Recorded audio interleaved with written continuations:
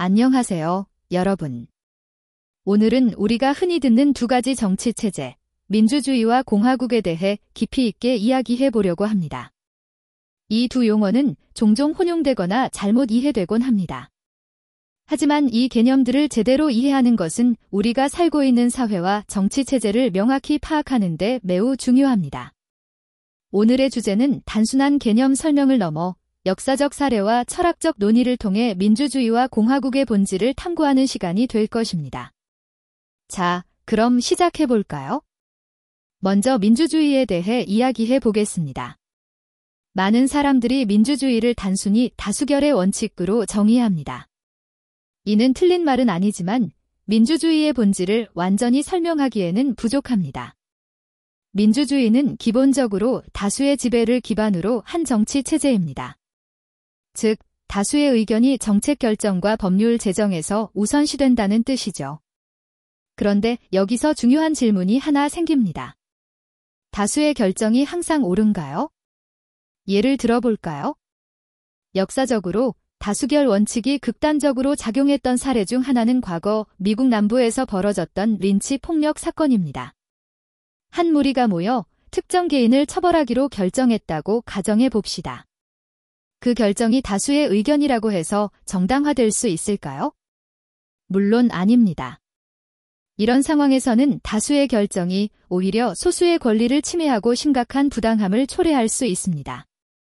이처럼 순수한 다수결 원칙만으로 운영되는 체제는 때로는 위험할 수 있습니다. 다수가 항상 이성적이고 합리적인 결정을 내리는 것은 아니기 때문입니다. 감정에 휩싸인 다수가 비합리적인 결정을 내릴 가능성도 충분히 존재하죠. 그렇다면 이런 문제를 해결하기 위해 어떤 체제가 필요할까요? 바로 공화국입니다. 공화국은 민주주의와 비슷해 보이지만 중요한 차이가 있습니다. 공화국은 단순히 다수결에 의존하지 않습니다. 대신 공화국은 제한된 민주주의, 즉 다수의 권력을 제한하고 소수의 권리를 보호하는 체제입니다. 공화국에서는 어떻게 소수의 권리를 보호할까요? 바로 헌법을 통해서입니다. 헌법은 국가 운영의 기본 원칙을 명확히 규정한 문서로 정부가 할 수 있는 일과 할 수 없는 일을 구체적으로 정해 놓습니다. 그리고 모든 사람들이 이 헌법을 따르기로 동의합니다. 예를 들어볼까요? 미국 헌법에는 표현의 자유, 종교의 자유, 집회의 자유 등이 명시되어 있습니다. 이는 정부가 다수의 의견에 따라 소수의 권리를 침해하지 못하도록 막아주는 장치입니다. 여기서 우리는 중요한 결론에 도달합니다.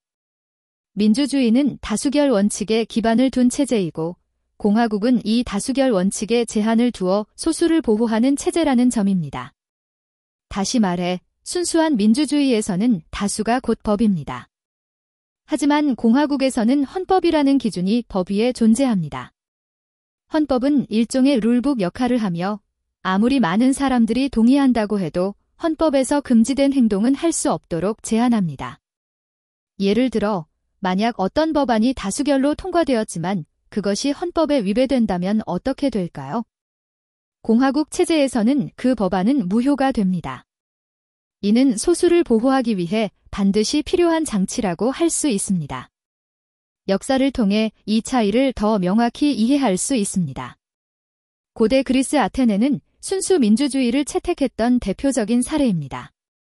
아테네에서는 시민들이 직접 투표를 통해 모든 정책을 결정했습니다. 그러나 이러한 시스템은 종종 감정적이고 비합리적인 결정을 초래했습니다. 반면 로마 공화국은 헌법과 법률 체계를 통해 정부 권력을 제한하고 시민들의 권리를 보호하려 했습니다. 로마 공화국에서는 대표자들이 선출되어 정책을 결정했으며 법률은 모든 사람에게 적용되었습니다. 오늘날 대부분의 국가는 순수한 민주주의보다는 공화국 형태를 채택하고 있습니다. 예를 들어 미국은 입헌 공화국으로 분류됩니다. 미국 헌법은 정부 권력을 제한하고 개인의 기본권을 보장하는 데 중점을 둡니다. 하지만 현대 사회에서도 여전히 논란이 되는 부분들이 있습니다. 예를 들어 헌법 해석 문제나 다수결과 헌법 간 충돌 상황 등이 그러합니다. 이런 문제들은 공화국 체제가 완벽하지 않다는 것을 보여줍니다.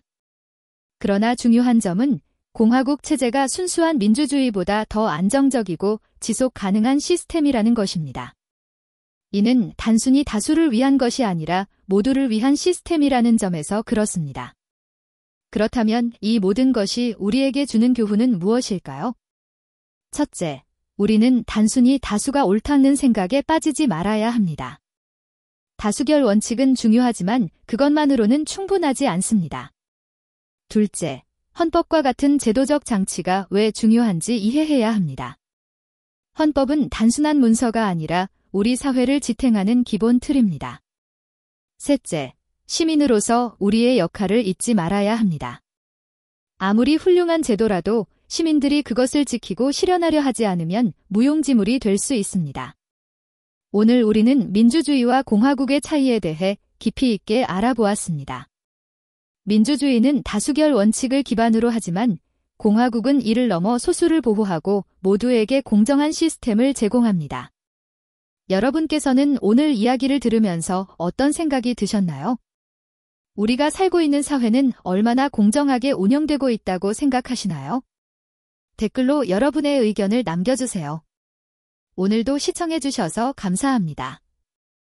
구독과 좋아요 잊지 마시고요. 다음 영상에서 또 만나요.